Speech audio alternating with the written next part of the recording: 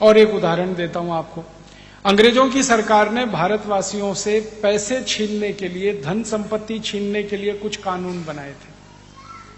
मैं आपको अंग्रेजों के समय की एक घटना सुनाता हूं, ब्रिटिश पार्लियामेंट के दस्तावेजों पर आधारित है। 1857 में जब इस देश में क्रांति हुई, पूरे देश में अंग्रेजों के खिलाफ विद्रोह हुआ, तो उसका परिणाम आपको शायद मालूम है या नहीं। 3 महीने में भारत की पूरी धरती, भारत की पूरी भूमि अंग्रेज विहीन हो गई थी।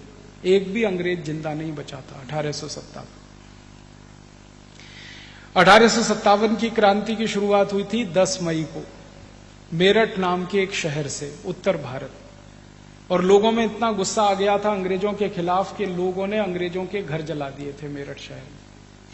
एक भी अंग्रेज जिंदा नहीं बचा था, और जो घर से निकलकर भागा उसकी गर्दन काट दी थी लोगों ने, और वो चाकू जो भाजी काटने वाला उससे गर्दन काटी थी। इतना गुस्सा लोगों में था। और मेरठ में जब सारे अंग्रेज मारे गए तो दिल्ली में शुरू हो गई ये क्रांति 11 मई को। 5 दिन में दिल्ली में हजारों अंग्रेजों का कत्लेआम हो गया। फिर बरेली में, फिर शाहजहांपुर में, फिर अलीगढ़ में, फिर आगरा में। भारत के ऐसे 350 शहरों में ये क्रांति हुई थी, सतारा में और कोल्हापुर में, पूरे भारत में, कर्नाटक में, आंध्रा में, तमिलनाडु में। भारत का कोई स्थान बचा नहीं था जहां ये क्रांति ना हुई हो। उस क्रांति में 3,64,000 अंग्रेज मारे गए थे।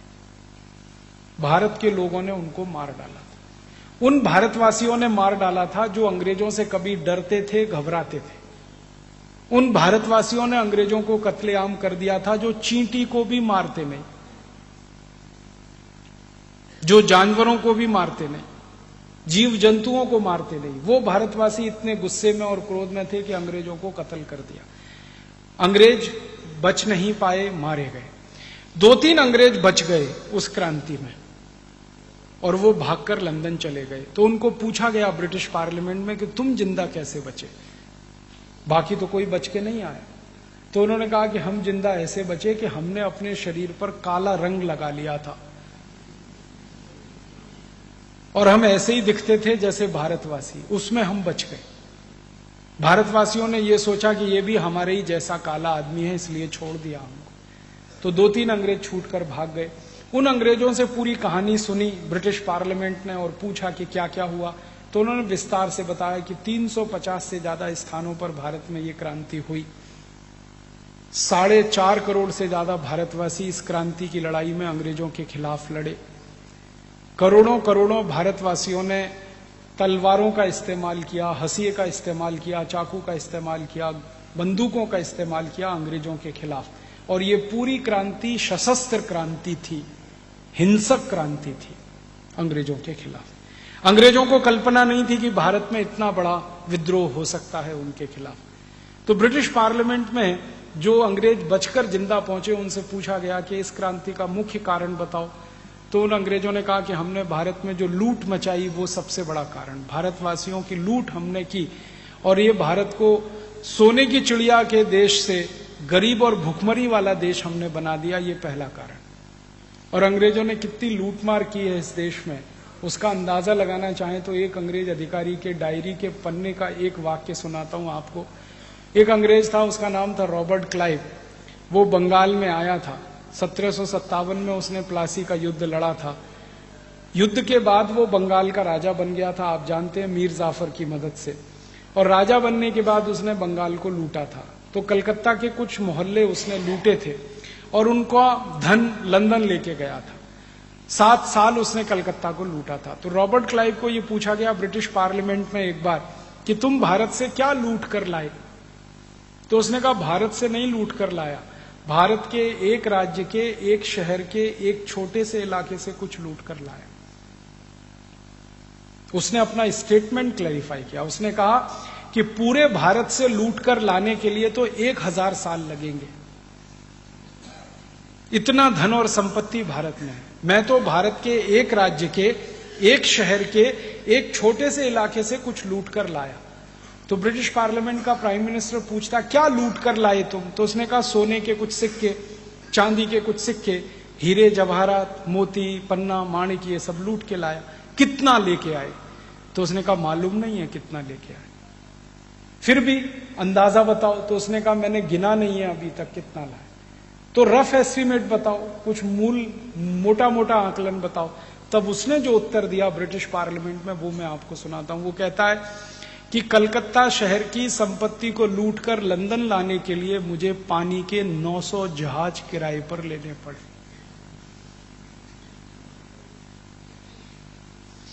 900 शिप्स किराए पर लेकर मैंने वो संपत्ति उनमें भरी और उसको कलकत्ता से लंदन लेके आया।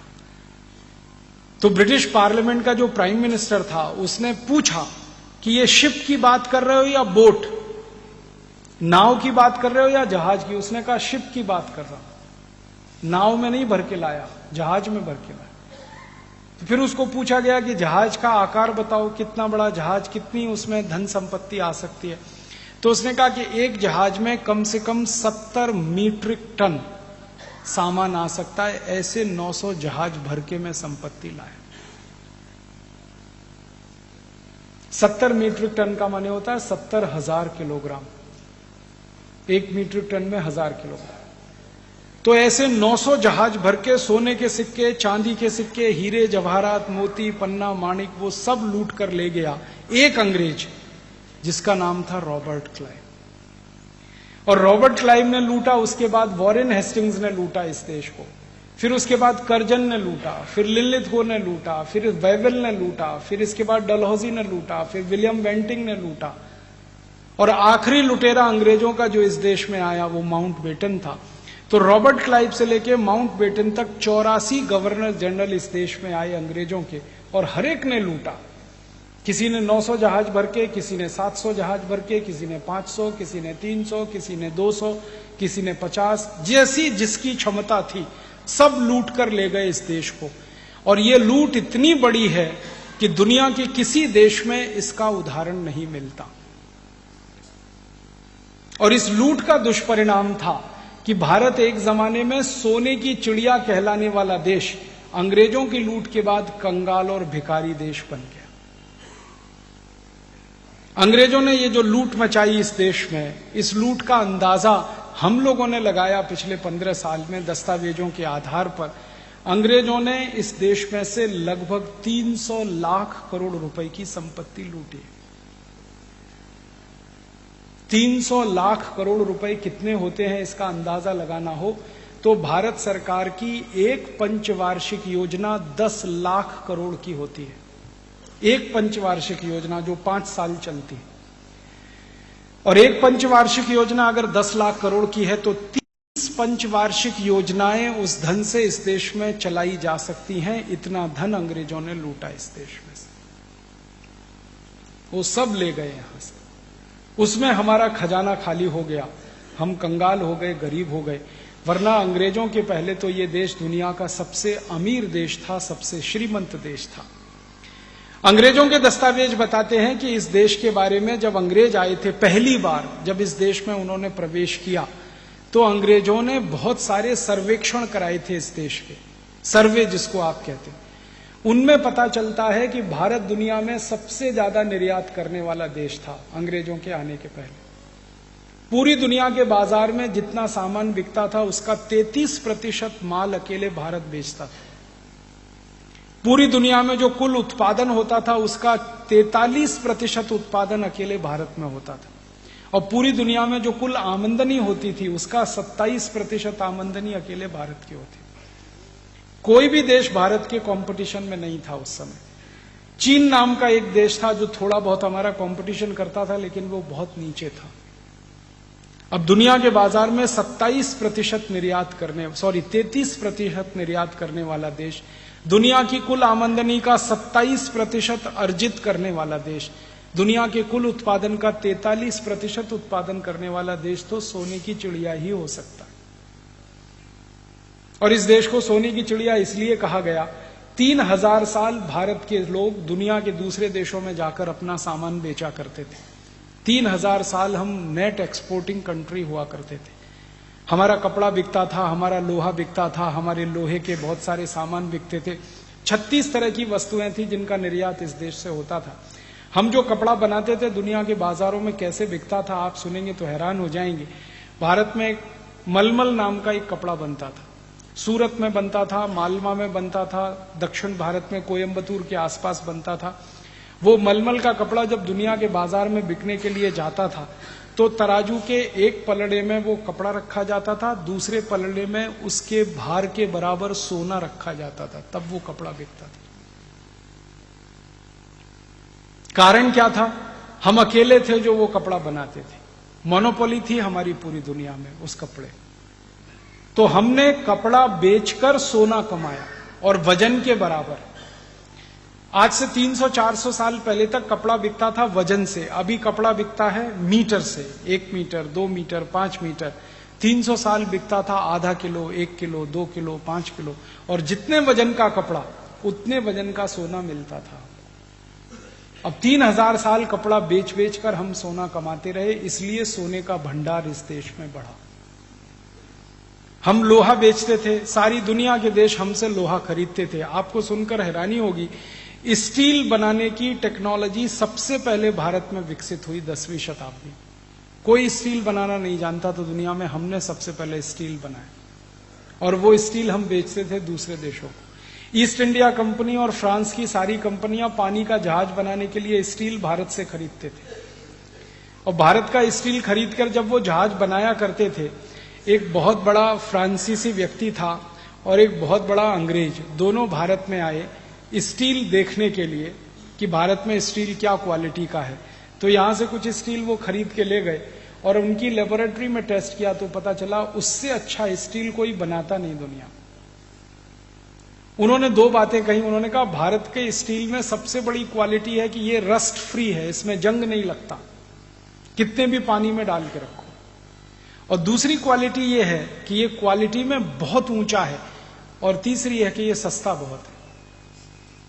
तो ईस्ट इंडिया कंपनी वाले यहां से स्टील खरीदते थे, और ईस्ट इंडिया कंपनी के अधिकारियों ने लिखा है कि भारत के स्टील से जो जहाज वो बनाते थे पानी का, वो जहाज कम से कम 65 से 70 साल चलता था, और अंग्रेजी स्टील से जो जहाज बनाया जाता था वो 15 साल में ही टूट जाया करता। ईस्ट इंडिया कंपनी के कई अधिकारियों ने अपनी डायरियों में लिखा है कि हम भारत में जहाज खरीदने आते थे, नया जहाज खरीदने के पैसे नहीं होते थे तो पुराना खरीद के ले जाते थे। जो जहाज भारत में 50 साल चल चुका होता था उसको हम खरीदते थे, और उस जहाज को रिपेयरिंग करके और 20-25 साल हम चलाते थे। इतनी अच्छी क्वालिटी का स्टील भारत में बनता है। आप जानते हैं कि पानी का जहाज हमेशा पानी में रहता है, इसलिए उसमें जंग लगने की संभावना सबसे ज्यादा होती है। लेकिन भारत के स्टील के जहाज 60 साल, 70 साल, 75 साल बिना जंग के काम करते थे। इस क्वालिटी का स्टील बनता था, इस क्वालिटी के जहाज बनते थे, और सारी दुनिया में ये बिकते थे। उसके बदले में भी हमें सोना ही मिलता था। हम लोहा बेचते थे और सोना लेके आते थे, कपड़ा बेचते थे, सोना लेके आते थे। ईंटें बनती हैं इस देश में, पतली ईंट बनती है जिससे हमारे किले बनाए गए हैं। भारत के सभी महापुरुषों के बनाए हुए किले को देखेंगे तो बहुत पतली ईंट के हैं, जिनकी उम्र 500 से 1000 वर्ष है। वो किले में कहीं क्रैक नहीं है, क्योंकि ईंट और जो कैल्शियम है, चूना है, उसके उपयोग से बनाए गए हैं। सीमेंट का कोई भी मकान दूसरे तीसरे साल में क्रैक आ जाता है, क्योंकि सीमेंट की क्वालिटी उतनी अच्छी नहीं होती, चूने की क्वालिटी इतनी अच्छी। चूना हम बनाते थे, ईंट बनाते थे, उसे बेचते थे। ऐसी 36 तरह की चीजें हम बना के बेचते थे। सब चीजों के बदले में सोना मिलता था, क्योंकि उस समय एक्सचेंज जो होता था वस्तुओं का वो सोने से ही होता था। इसलिए हजारों साल दुनिया का सोना भारत में आया, और वो सोना इतना आया कि हमने उसको अपने शरीर पर पहना, शरीर पर लादा, घर में सजावट के लिए इस्तेमाल किया, फिर भी बच गया तो हमने दान कर दिया, और उसके मंदिर बन गए इस देश में। दुनिया में कहीं सोने की मस्जिद नहीं है, कहीं सोने का गिरजाघर नहीं है, इस देश में सोने के मंदिर हैं। अंग्रेजों के जमाने में तो 13,000 से ज्यादा थे। जब अंग्रेज हिंदुस्तान में आए और उन्होंने सर्वेक्षण किया तो उन्होंने लिस्ट बनाई है कि 13,780 सोने के मंदिर हैं भारत, और एक एक मंदिर के पास सैकड़ों मीट्रिक टन सोना होता था। अंग्रेजों के दस्तावेजों में दर्ज है गुरुवायूर का मंदिर केरल में, फिर उसके बाद तमिलनाडु के मंदिर, तंजौर के मंदिर, फिर उसके बाद हमारा तिरुपति बालाजी का मंदिर, ऐसे हिंदुस्तान में 13,000 से ज्यादा मंदिरों में टनों टन सोना लगा हुआ है। और अंग्रेज लिख रहे हैं कि इस सोने को ही लंदन ले जाना पड़े तो 1000 साल लगेंगे। इतना धन संपत्ति इस देश में था। एक अंग्रेज आया इस देश में, उसका नाम था मैकॉले, टीबी मैकॉले, जिसने भारत की शिक्षा व्यवस्था को बदल दिया पूरा। उस मैकॉले का एक भाषण का एक वाक्य सुनाता हूं। ब्रिटिश पार्लियामेंट में वो एक भाषण दे रहा है 2 फरवरी 1835 को, और वो बोल रहा है, I have travelled length and breadth of this country India. मैंने संपूर्ण भारत देश को देख लिया। लेंथ एंड ब्रेथ माने उत्तर, दक्षिण, पूरब, पश्चिम, सब जगह में भारत में घूम लिया। और वो कहता है कि I have spend 17 years continuous in India. वो कहता है 17 साल में भारत में रहा, पूरा भारत मैंने घूमा। और घूमने के बाद वो कहता है, I have not seen a single person who is a bagger and thief in this country.